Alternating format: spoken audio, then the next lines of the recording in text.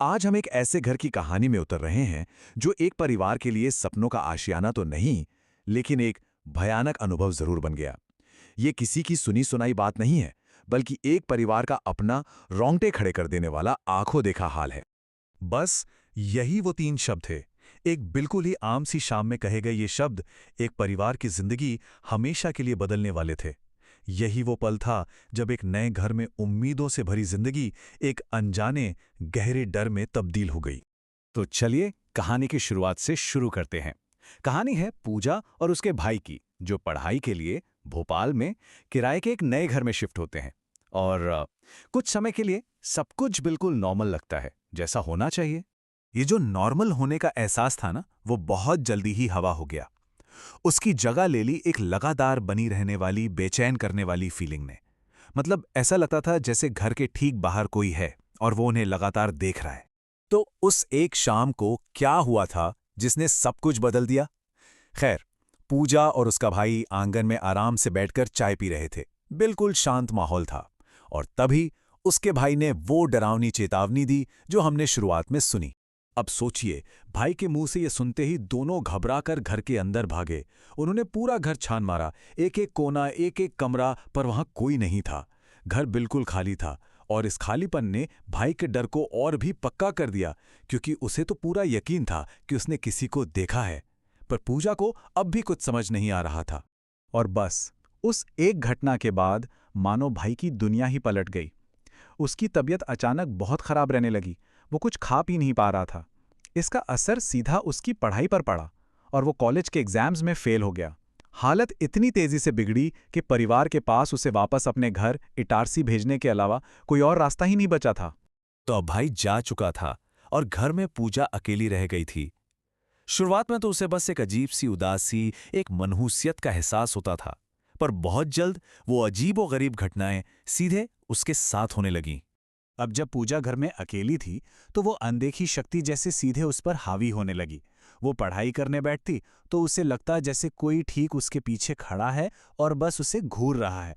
कभी कभी तो आधी रात में उसकी नींद खुल जाती और उसे अपने पैरों के पास एक धुंधली सी औरत बैठी दिखती। बात यहां तक पहुंच गई कि ताज़ा बना खाना भी घंटे भर में खराब होने लगा था। हर दिन उस घर में रहना एक जंग जैसा बनता जा रहा था। और जो बात सबसे ज्यादा परेशान करने वाली थी, वो ये कि पूजा के साथ भी अब बिल्कुल वही सब होने लगा था जो उसके भाई के साथ हुआ था। वही अचानक बीमारी, खाना न खा पाना। ऐसा लग रहा था कि दोनों की इस हालत के पीछे कोई एक ही अनदेखी वजह थी।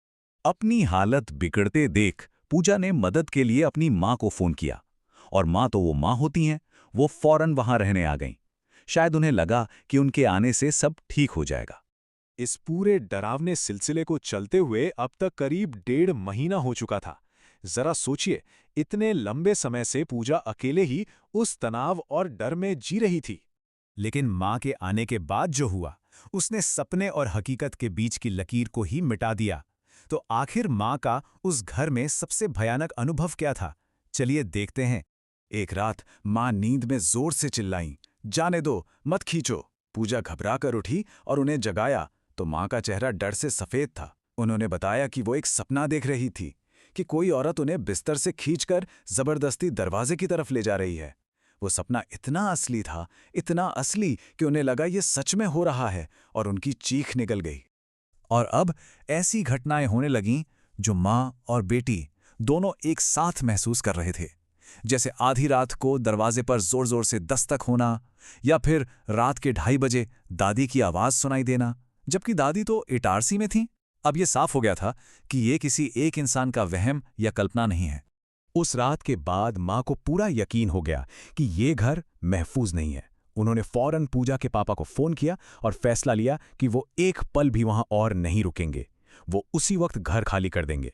जब मकान मालिक से बात हुई तो पहले तो उसे इनकी कहानी पर यकीन ही नहीं हुआ, लेकिन जब उसने पूजा की बिगड़ी हुई हालत अपनी आंखों से देखी तो उसे मानना पड़ा।